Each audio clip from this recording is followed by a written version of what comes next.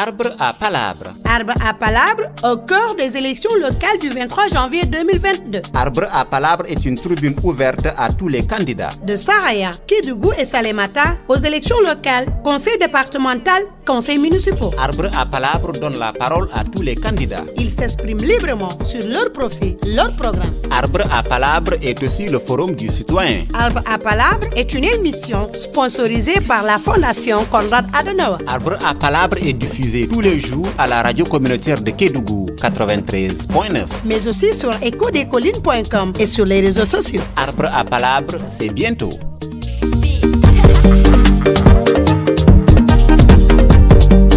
Élection, c'est dans les urnes. La vérité, c'est dans les urnes. Et non pas dans la bouche. Arbre à palabre. Arbre à palabre au cœur des élections locales du 23 janvier 2022. Je suis Djibi,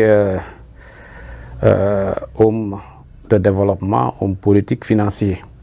Donc, je suis financier, je suis un technicien supérieur en développement local spécialisé en collectivité. Et également, j'ai un BP3 en gestion, spécialité banque. Donc, depuis un certain moment, je suis dans la politique. Donc, auparavant, bien sûr, avec la bannière APR, mais aujourd'hui, sous Yewwi Askan Wi. Donc, en grosso modo, Djibi aujourd'hui, il est là en tant que candidat de la coalition Yewwi Askan Wi de Dimboli. Arbre à palabre. Arbre à palabre au cœur des élections locales du 23 janvier 2022. Elle se justifie, certes. C'est face à un certain nombre de contraintes, de maux de la société, d'injustice, de malgouvernance, que j'ai pris toutes mes responsabilités pour dire halte à cette mauvaise gestion, bien que je sois de la paire, mais je ne suis pas quand même pour vraiment une malgestion, une malgouvernance. Si aujourd'hui le constat, nous le faisons de manière générale, les élus, l'écart qui se trouve aujourd'hui entre le train de vie de l'élu et la population, c'est vraiment un écart très profond et c'est triste.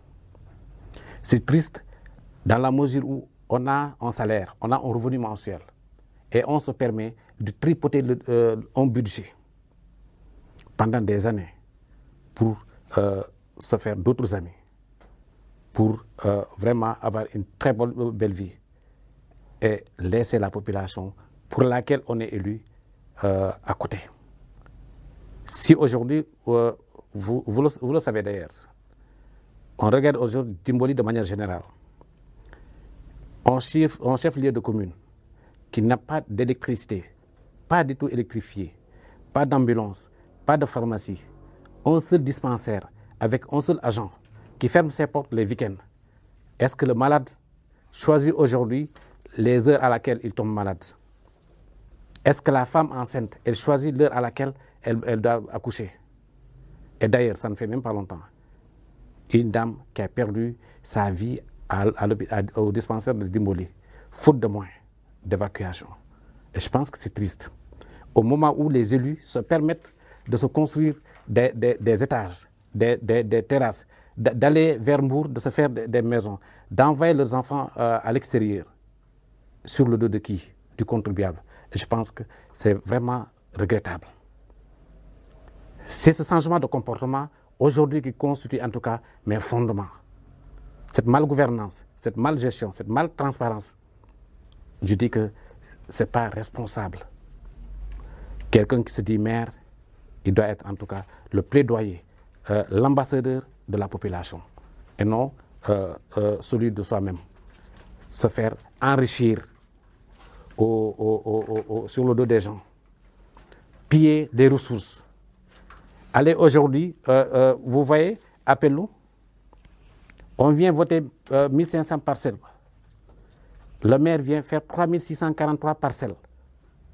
Et dans ces 3643 parcelles, je vous dis que si tout était normal, l'ensemble des âmes qui se réveillent et qui se couchent à Diboli, chacun devait pouvoir avoir une parcelle. Et cela allait encore lui rester des parcelles. Mais malheureusement, ces parcelles ont été gérées de sa manière. Tout le long de la route, aucun fils de Dimboli ne te dira qu'effectivement, j'en ai bénéficié de ces parcelles. Et pire que ça, ils vendent ces parcelles pour aller s'enrichir, construire des maisons, des gens qui étaient sous location, des gens qui n'ont jamais eu le pouvoir de se payer une chèvre. Aujourd'hui, ils se permettent de faire un certain nombre de capital. Et c'est vraiment triste.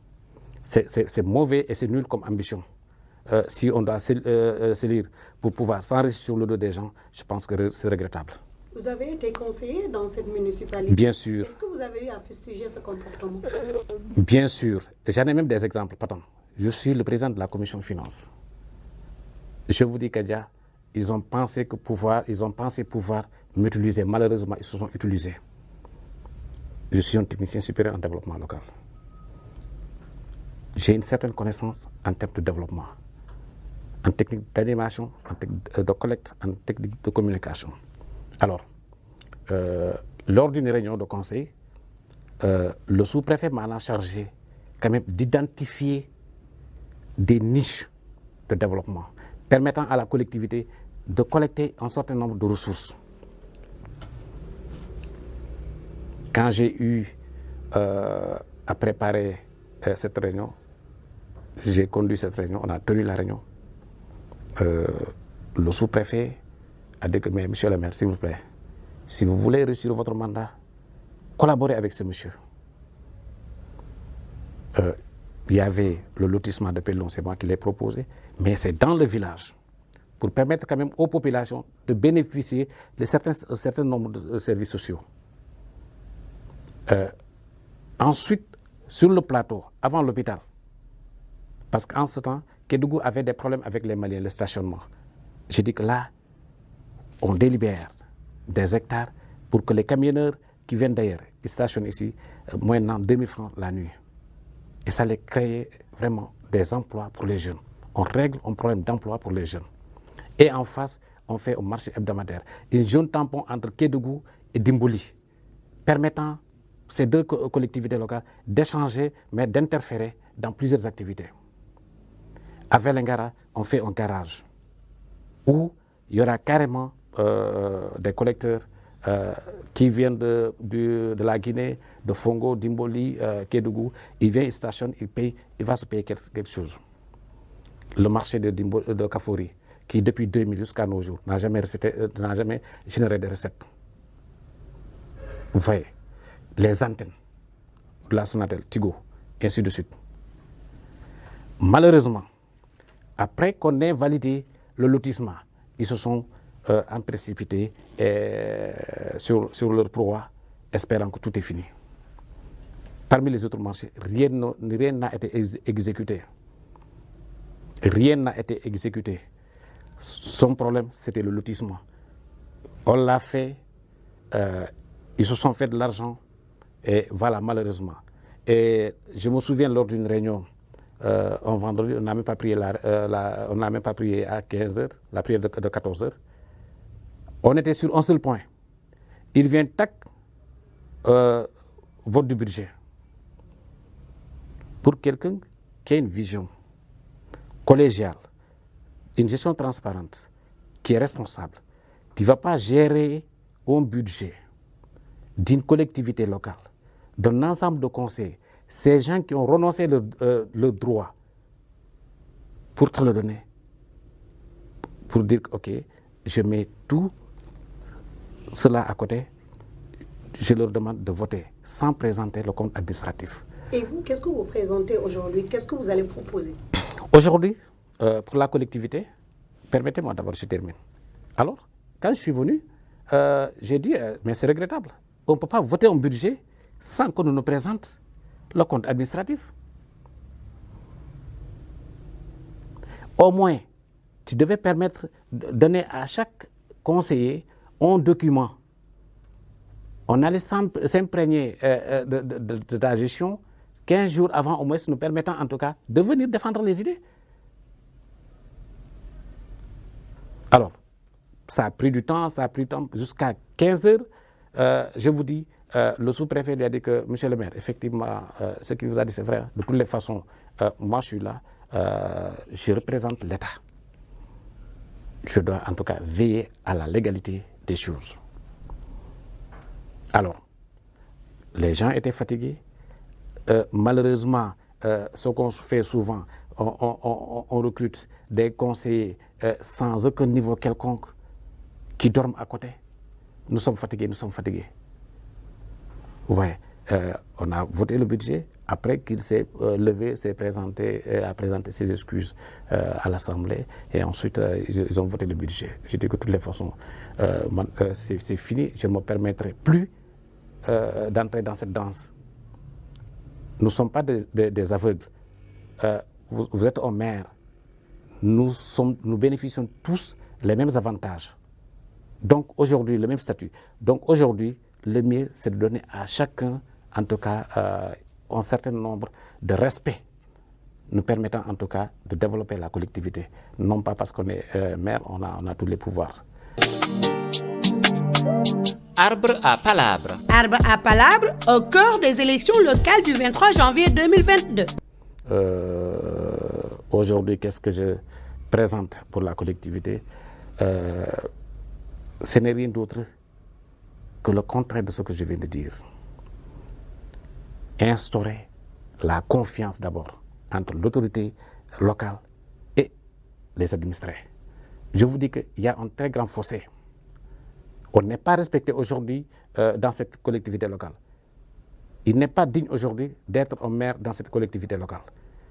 Parce que les gens vont penser que tu vas aller t'enrichir sur leur dos. Aujourd'hui, Pelou est là, il est retourné là-bas pour pouvoir faire le lotissement du village. Les populations disent niet, jamais. C'est quelqu'un d'autre qui va lotir là-bas, pas toi. Parce qu'ils n'ont pas encore oublié ce qui s'est passé. Un chef de village, un conseiller, un président l'addition de la commission domaniale, il leur donne des parcelles qui se trouvent à 3 km, 4 km après. Le chef de village est une autorité.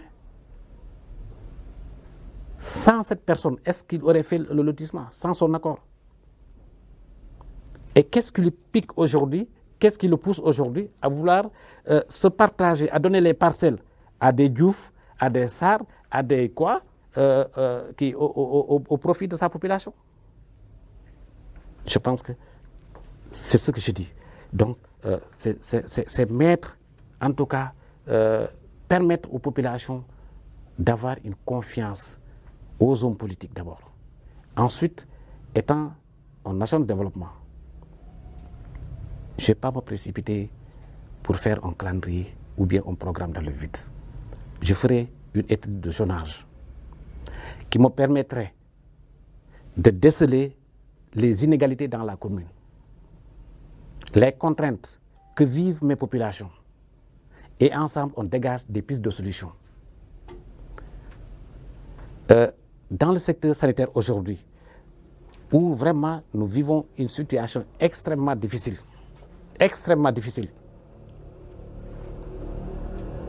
faire l'hôpital à Fiadane Mayo, c'est très important. Mais doter aussi le dispensaire de Dimboli, une ambulance, c'est extrêmement important. Et j'allais dire que c'est vraiment la priorité. Si j'étais maire, en ces temps, avant de signer d'abord le protocole, j'allais imposer d'abord qu'on nous donne d'abord une ambulance.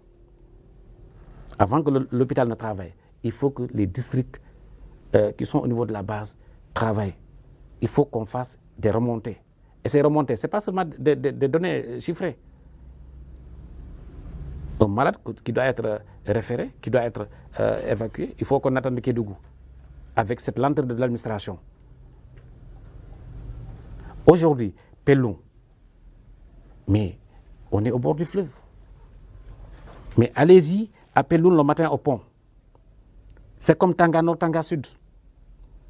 Les jeunes en activité traversent le soir, ils retournent. Mais pourquoi vouloir constater cela? On doit pouvoir créer l'envie de rester chez soi. en créant des activités. Aujourd'hui, s'il y a un centre de formation à Afia Danemayo, un champ d'application à Afia Danemayo, on est au bord du fleuve, il y a l'eau qui ne manque pas, la terre est riche, on allait vivre l'inverse. Mais malheureusement, ce n'est pas ça. Tu vois des femmes, elles donnent des baignoires de légumes. Mais malheureusement, quand ce n'est pas traité, ce n'est pas chassé, ce n'est pas bien gardé, elles perdent le tout. Quand il y a mévente, c'est autre chose. Alors qu'on pouvait faire autre chose, vraiment accompagner donc, ces couches très actives. L'éducation, on n'en parle même pas. On n'en parle même pas. Il faut susciter l'envie d'étudier. Tu vois tout de suite un maire qui te dit que oui, j'ai donné 10 millions, j'ai donné 15 millions. Il s'empresse pour donner des chiffres. Mais ma soeur, il faut aller en salle, constater de visu ce dont on amène de petits cartons. On déplace des gens responsables de Bara à Dimboli ou alors de Maniafé à Dimboli pour ne venir cueillir que quelques 20 cahiers, 10 cahiers, ainsi de suite, ainsi de suite. Et ensuite, il n'y a pas, on ne cherche pas en tout cas à créer de l'envie des enseignants d'y rester, mais aussi d'enseigner et de prouver. Pourquoi pas ne pas susciter des concours, des prix au meilleur enseignant qui aura en tout cas bien réussi ses examens, le taux de réussite, mais également l'enseignant le plus assidu. Ici, à partir du mois de mai, mois d'avril, il commence à pleuvoir, les gens plient leurs bagages. Et certains ne rentrent qu'au mois de janvier. Et pourtant, le maire, il peut quand même susciter qu'il y ait vraiment un engouement, que les parents d'élèves ne paient plus des fournitures, mais aussi qu'on aide, qu'on assiste à ces enseignants qui veulent travailler. Je pense que si cela est réussi, ça pourrait vraiment créer une envie, une rétroactivité, comment dirais-je, une interférence même, j'allais dire, entre les différents acteurs de la collectivité. Arbre à palabre. Arbre à palabre au cœur des élections locales du 23 janvier 2022. Mais bien sûr. Mais aujourd'hui, quand vous constatez, mais Dimboli, attends, c'est souvent ce que je dis. Quand vous venez à Dimboli, tu vas même penser que tu es à Maniafé, je ne sais pas où. Il n'y a aucun signe qui te montre aujourd'hui que nous sommes dans le chef-lieu de la commune.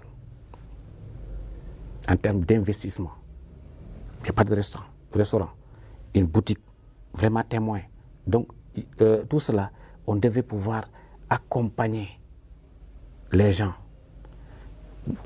aider les gens. Il y a des gens de Dimboli qui sont très riches et qui sont ailleurs. Pourquoi ne pas pouvoir motiver le retour, qu'ils investissent à Dimboli même?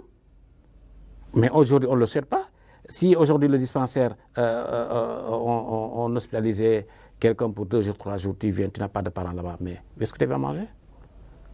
Il n'y a même pas de boutique vraiment de niveau vraiment satisfaisant.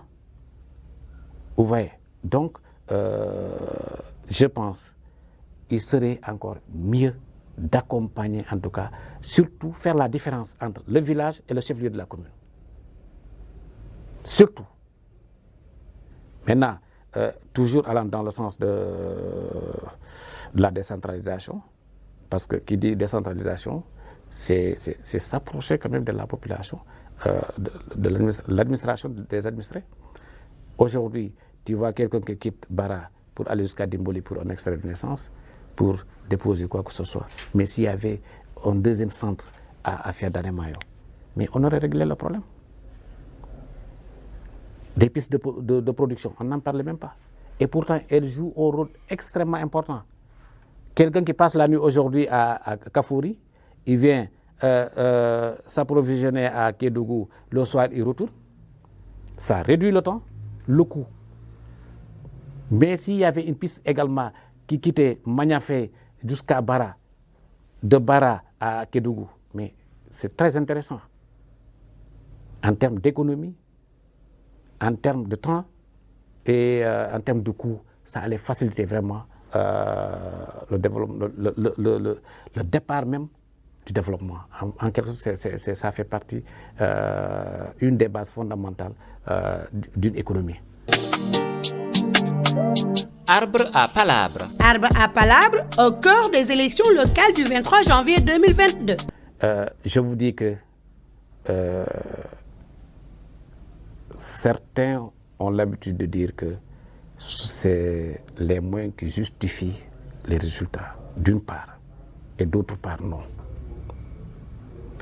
Vous savez, tantôt je disais qu'un maire doit être l'ambassadeur de sa population. Malheureusement, on n'a pas cette culture, on a un manque de vision. Pourquoi? Parce que les gens pensent qu'il faut être maire, changer tout de suite de casquette, de boubou, grossir le ventre et rester là, monsieur le maire, non. C'est quelqu'un qui doit pouvoir porter les contraintes des populations, les transformer en piste en besoin. Il doit jouer l'interface entre la population et les organismes. Il y a souvent mon ami qui disait, Adi Cissé, il y a plusieurs chasseurs qui partent en brousse. Mais malheureusement, c'est peu d'entre eux qui ramènent quelque chose. Et c'est fondamental. Ma sœur, vous savez, les organismes internationaux, il y a plein d'argent au Sénégal comme à l'étranger. Mais il faut savoir chercher cet argent. Il faut savoir le justifier. Parce que les gens n'ont pas confiance aux hommes politiques. Et c'est des cas pareils. Tu viens, quelqu'un qui n'avait même pas la possibilité d'avoir 1000 francs dans sa poche, quelqu'un qui ne pouvait même pas relier le 1er et le 30, pour en 5 ans, en 3 ans, en 4 ans, il devient autre chose. Alors, être maire, c'est aujourd'hui, si je prends l'exemple de l'affaire d'Anemayo et de Kafouri, à un certain moment, les populations même ont pris la conscience de vouloir travailler, lever certaines contraintes de leur village, notamment la voirie, certaines choses. Mais attends, si c'était un maire averti, si c'était un maire qui avait une vision de développement, c'est aussi simple. Tu viens, c'est une association village de développement, tu viens, tu leur montres un projet, ou bien des projets. Tu mets le comité et tu prends ce dossier en main. Tu vas vers les bailleurs. Voilà ma population, voilà mon village. Ils souffrent de ça, ils souffrent de ça, ils souffrent de ça, ils souffrent de ça, ils souffrent de ça. Et la mairie, nous voilà. Voilà ce que nous disposons, voilà notre ambition de faire.